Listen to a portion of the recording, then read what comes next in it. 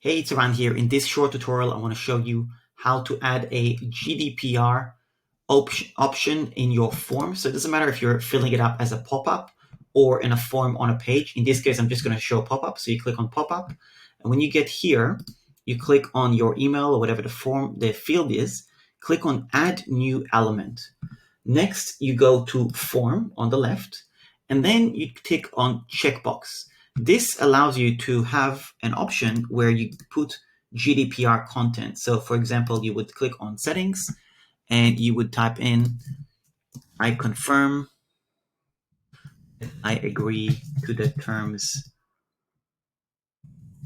and conditions of GDPR. Let's just say that's the text. I don't know what that is, but let's just pretend that it's an example.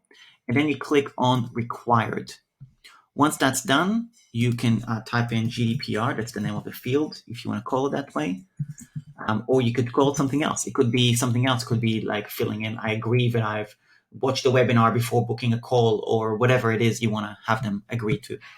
And that's about it. So they'll have to tick it before actually submitting the form. Hopefully that helps. I'll see you in the next video.